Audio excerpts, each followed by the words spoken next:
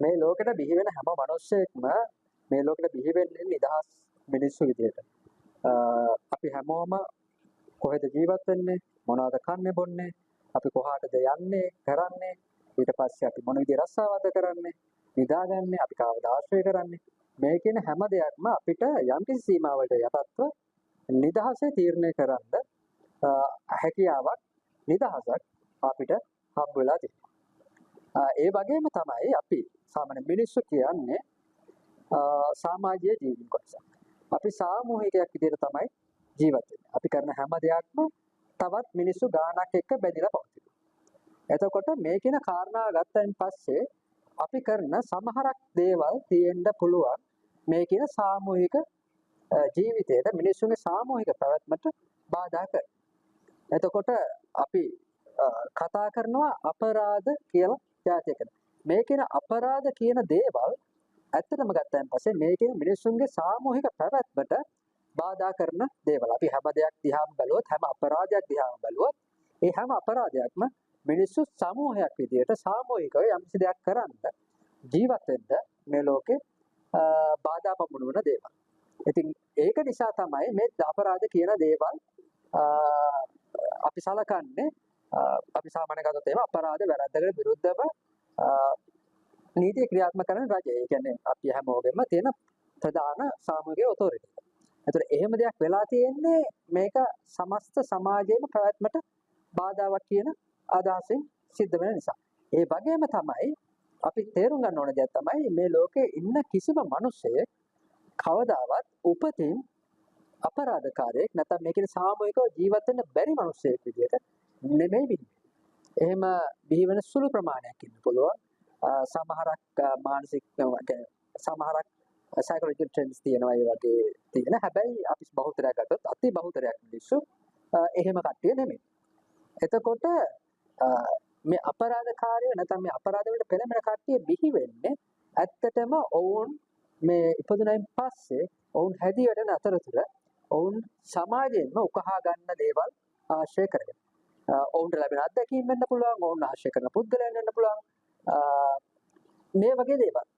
ඒ වගේම අපි වර්තමාන සමාජය ගත්තොත් අපි වර්තමානයේ ජීවත් වෙන්නේ ධනවාදී සමාජයක. ධනවාදී සමාජයක් කියන්නේ සාමාන්‍ය මිනිස්සුන්ගේ අපි කලින් කතා කරා මිනිස්සු කියන්නේ සාමූහික ජීවීන් කොටසක් කියලා. හැබැයි මේ ධනවාදී පවතින සමාජ ක්‍රමය ඇතුලේ අපි හැම වෙලේම තනි පුද්ගලයන් තමුන්ගේ පෞද්ගලිකත්වය ඉන්ඩිවිජුවලිටි එක තමයි අපි උකහලා පෙන්නන්නේ. ඒතර මේ කියන කාරණාවත් එක්ක මිනිස්සු එක්තරා විදිහකට තීරණය කරන්න හැකියාවක් තියෙනවා. මිනිස්සු හැසිරීමක් පෙන්වනවා. තමුන්ගේ අවශ්‍යතාව උටු කරගන්න, තමුන්ගේ මූලික අවශ්‍යතාව වෙන්න පුළුවන්. එහෙම නැත්නම් ද්විතීයික අවශ්‍යතාව වෙන්න පුළුවන්. මොන හරි තමුන්ට කැමති දේවල් ලබා ගන්න අනිත් මිනිස්සුන්ව අනුතරටපත් කරන්න නැත්නම් අනිත් මිනිස්සුන් සම්බන්ධයෙන් කියා නොකරන ගතියක් තියෙනවා. ඒක අපි ජීවිත සමාජ ක්‍රමයේ තියෙන ගැටලුවක්. එතකොට අපි මෙහෙම වෙලාවක දැන් මේ වගේ මිනිස්සුන්ට අපිට දැන් සමාජයේ ලොකු බාධාවක් සිද්ධ කරනවා නම් මේ මිනිස්සුම අපිට සමාජයේ තියන්න පුළුවන් කමක් නැහැ. නිදහසේ තියන්න පුළුවන් කමක් නැහැ. එතකොට එක්ක මේකේ ක්‍රම දෙකක් තියෙනවා. එකක් තමයි මේ සමහරක් වැඩි කරන මිනිස්සු අපිට ප්‍රතිශෝධනය කරන්න පුළුවන්. ඒ කියන්නේ මේගොල්ලොන්ව අරගෙන මේගොල්ලොන්ව විශෝධනය කරලා, ඒ කියන්නේ මේගොල්ලොන්ට අවබෝධ කරලා දෙන්න බෑ මේ ප්‍රශ්න කියන එක. උන් කරන ක්‍රියාවලිය තියෙන වැරද්ද පෙන්නනවා. උන්ව යහපත් මිනිස්සු සමාජයේ සාමාජිකව ජීවත් වෙන්න පුළුවන් මිනිස්සු විදිහට නැත් සමාජයට යොමු කරන්න පුළුවන්. ඒ අරගෙන පස්සේ දෙවෙනි ක්‍රමය තමයි මේ එහෙම කරන්න බැරි මිනිස්සු ඉන්න පුළුවන්. සමහරක් වෙලාවට මේ කියන රිපීටඩ් ඔෆෙන්ඩර්ස් අපි කියනවා. එකම වැරද්ද කීප සැරයක් කරන කට්ටිය. මේ වගේ කට්ටිය අපි සමාජයෙන් වෙන් කරලා තියෙනවා. එහෙම කරන්නේ ඇත්තටම මේ මිනිස්සුන්ගේ වැරද්දකට වැඩිය අපිට මිනිස්සු තමයි අපරාධ කරන්න තීරණය කරන්නේ. මේකේ ඒ කියන්නේ ඒක සම්බන්ධයෙන් සම්පූර්ණ තීර ගැනීමයි උත්සාහය තියෙනවා. හැබැයි ඒකට සමාජයෙන් ලැබෙච්ච දායකත්වයේ ඔවුන් එතෙන්ට පත් කරන්න සමාජයෙන් ලැබෙච්ච දායකත්වයේ අපිට අමතක කරන්න බෑ. එතකොට අපි මේ විදිහට මිනිස්සු කොම් කරන හැමන්තම මේ එක තැනකට ඒ කියන්නේ සමාජයෙන් වෙන් කරනවා කියනකොට අපි ඔවුන්ට අර මුලින් ඉඳලා ඒ කියන්නේ ඔවුන් උප්පත්තියෙන් අරගෙන ආපු ඔවුන්ගේ නිදහස සීමා කරනවා. ඔවුන්ට දැන් අපි ගත්තොත් එහෙම හිරේ ඉන්න මිනිස්සෙක්ගේ ඔවුන් කියන දාගන්න ඔවුන් කාවද ආශ්‍රය කරන්නේ ඊට පස්සේ ඔවුන් කන්නේ බොන්නේ මොනවද කීයටද කන්නේ බොන්නේ ටොයිලට් එකට යන එක පවා මේ කියන හැම දෙයක්ම ඔවුන්ගේ පාලනයෙන් බැහැරව තමයි දෙන. උන්ට තියෙන පාලනය බොහොම අඩුයි. එතකොට එහෙම තත්ත්වයකට පත් කරනවා කියන්නේම ඒක ඇතුලේ තියෙනවා ලොකු වගකීමක්. ඒ වගකීම සම්පූර්ණයෙන්ම යන්නේ රජයට. හේතුව තමයි මේ විදිහට මිනිසුන්ගේ මූලිකව හම්බ වෙන මිනිසුන්ට උපතින් හම්බ වෙන නිදහස සීමා කරනවා නම් ඔවුන්ට තමුන්ගේ කැමැත්ත අනුව ජීවත් වෙන්න නොදෙනවා නම් ඔවුන්ගේ මූලික අවශ්‍යතාවත් ඔවුන්ට ලැබෙන්න තියෙන මූලික අවශ්‍යතාවත් ඒ කියන්නේ කෑම බීම, බේත් හේත්, ඉඳුම් හිටුම් මේ වගේ අනිත් සෞඛ්‍ය ආරක්ෂක පහසුකම් මේ කියන දේවල් අවම පහසුකම්වත් ලබා දීමේ වගකීම රජයට පැවරෙනවා. අපි ගත්තොත් එimhe මේ පහුගිය දවස්වල දවස් දෙකකට කලින් ලංකාවේ මේගම ඇතිවෙච්ච සිදුවීම අපිට පැහැදිලිව දකින්න පුළුවන් දෙයක් තමයි අපිට පැහැදිලිව පේන්න තියෙන දෙයක් තමයි මේ කියන සිදුවීම ඇතුලේ ඔව් රජය දැන්ට කියනවා මේක මද්‍රව්‍ය සම්බන්ධ ගැටලුව කියලා. හැබැයි ඒ අරුණයින් පස්සේ අපිට දැන්ට ඉදිරිපත් වෙලා තියෙන සංඛ්‍යාලයකන දිහා බලුවන් පස්සේ අපිට පේන තියෙන දේ තමයි කාලයක් තිස්සේ මේ ලංකාවේ තියෙන බන්ධනාගාර ක්‍රමය ඇතුලේ අවශ්‍ය මූලික පහසුකම් නොමැති වීම ඒ වගේම එතනින් අනිත් පැත්තට ගත්තයින් පස්සේ ඒ මේ කියන පිරිස පාලනය කරන්න අවශ්‍ය තරම් පුහුණු බන්ධනාගාර නියාමකවරුන් නොමැති වීම කියන කාරණා දෙක මූලික කරගෙන තමයි මූලික කරගෙන කාලයක් තිස්සේ ඇතිවෙච්ච පීඩනයක් මිනිස්සු අතර ඒ කියන්නේ මේ රැඳෙමින් අතර ඇතිවෙච්ච පීඩනයක්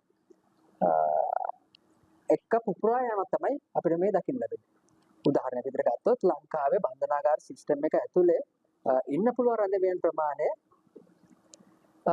11000කට ආසන්න ගාණක්. හැබැයි මේ වෙනකොට තියෙන සංඛ්‍යාලය කරන්නේ කියන දැනගන්න තියෙන තමයි මේ වෙනකොට 40000කට එහා පැත්තේ රැඳෙමින් පිරිසක් මේ බන්ධනාගාර ක්‍රමය ඇතුලේ ඉන්නවා.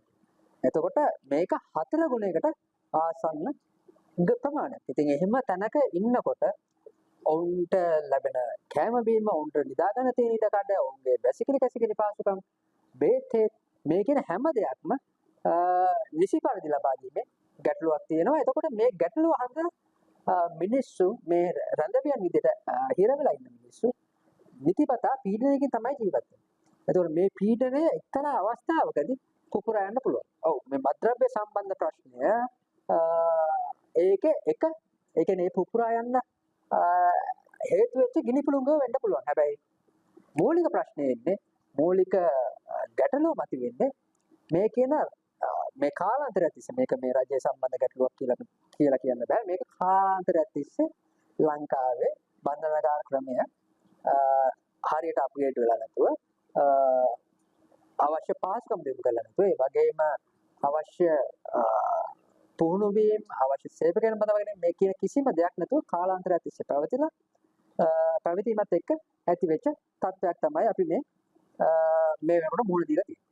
මේ බන්ධනාගාර ඇතුලේ ඉන්න රැඳවියෝ අරගත්තයින් පස්සේ මෙතනින් සමහරක් කොටසක් ඉන්නවා. ඇත්තටම රජයට පුළුවන්කම තියෙනවා මේ මොහොතේ පවතින තත්ත්වයන්ට යම් කිසි පියවර ගන්න එක නිදහස් කරන්න එහෙම නැත්නම් වෙන ප්‍රතිශෝධන වැඩවලට අපි කියමු කමියුනිටි සර්විස් වලට වගේ දේවල් වලට යොමු කරලා මේ බන්ධනාගාර සිස්ටම් එකෙන් එළියට ගන්න මේ කියන තදබදයට විසඳුමක් විදියට. එහෙම කට්ටියකින් ගැන අපි කතා කරොත් එහෙම විශේෂයෙන්ම මේ බන්ධනාගාර ඇතුළේ ඉන්නවා කොටසක් ඊටාම සුළු පරිදි කරලා දඩ ගෙවා ගන්න දරුවෝ. ඒ වගේම තව කොටසක් ඉන්නවා අප මුදල් තැන්පත් කරන්න හැකියාවක් නැතුව. ඉතින් මේ වගේ කට්ටිය මේගොල්ලෝ රිපීටඩ් ඔෆෙන්ඩර්ලා නෙමෙයි නේද? කියන්නේ දිගින් දිගටම මේ අපරාධ කරන අය නෙමෙයි නේද? මේගොල්ලෝම පුළුවන්කමක් තියෙනවා විශේෂයෙන්ම මේ කමියුනිටි සර්විස් එක ප්‍රජා සේවා වගේ දේවල් වලට යොමු කරලා ඔවුන්ව මේ බන්ධනාගාර ක්‍රමයෙන් එළියට අරගන්න. ඒ වගේම තමයි සමහරක් සුළු වැරදි තියෙනවා. සමහරක් සුළු වැරදි වලට ඒක යම්කිසි විදිහක ක්‍රමවේදයක් නිර්මාණය කරන්න අවශ්‍යයි මොනවද මේ සුළු වැරදි කියලා අඳුරගන්න. ඒ වගේම ඒ සුළු වැරදි සඳහා බන්ධනාගාර වෙනුවට වෙන දේවල් ඒ කියන්නේ අපි කියමු එකක් මේක සම්බන්ධයෙන් ප්‍රධාන දේ තමයි කමියුනිටි සර්විස් ඒ අරගෙන පස්සේ වෙන විශෝධන ආයතන තියෙන්න පුළුවන්. මේ විදිහට දැන් ඒ වගේම දැන් අපි ගත්තොත් මත්ද්‍රව්‍ය වැරදි ගත්තයින් පස්සේ ප්‍රතිශෝධන ආයතන තියෙනවා. කියන්නේ ඔවුන් රිහැබිලිටේට් කරලා සමාජයට මුදා හරින්න පුළුවන් විදිහේ ආයතන බිහි කරන්න පුළුවන්. මොකද ඔවුන් අපි සලකන්න ඕනේ විශේෂයෙන්ම මේ මත්ද්‍රව්‍ය ගන්න වැරදිකරුවන් සලකන්න ඕනේ ඇත්තටම රෝගීන් කොටසක් විදිහට. මොකද ඔවුන් එක්තරා විදිහක ඔව් තමුන් කැමැත්තෙන් මත්ද්‍රව්‍ය ගන්නවා තමයි. හැබැයි ඒකට නිකන් අර ඒකට ඔවුන් බැඳීමක් තියෙනවා. යම් කිසි දෙයක මත්ද්‍රව්‍ය නොගත්තොත් ඔවුන්ට ෆිසිකල් සිම්ප්ටම් පෙන්වනවා, අසාත්මිකතා පෙන්වනවා. එතකොට මේ කාරණා දෙක ඒගොල්ලෝ ඇත්තටම රෝගී විදිහට සලකලා ඔවුන්ව රිහැබිලිටේට් කරන්න අවශ්‍ය කරන පියවර ගන්න පුළුවන්. ඉතින් මේ විදිහට සමහරක් කොටස් ඉන්නවා බන්ධනාගාර ඇතුලේ ඉන්න. ඒ කොටස් එළියට අරගත්තොත් ඇත්තටම මේ බන්ධනාගාර ඇතුලේ තියෙන තදබදය සැලකිත ප්‍රමාණයකින් අඩු කරන්න පුළුවන්කම තියෙනවා. හැබැයි ඒක ඇතුලෙන් කියවෙන්නේ නැහැ මේ රජය ඒ ටික කරලා විතරක් පුළුවන්කමක් තියෙනවා මේ ප්‍රශ්නේ විසඳන්න කියලා.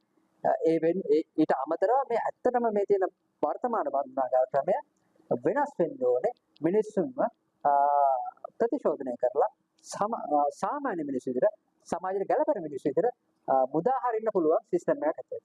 විදිහට වෙනස් කරන්න අවශ්‍ය කරන පියවර ගන්න වගකීම රජයට පැවැත්වෙනවා.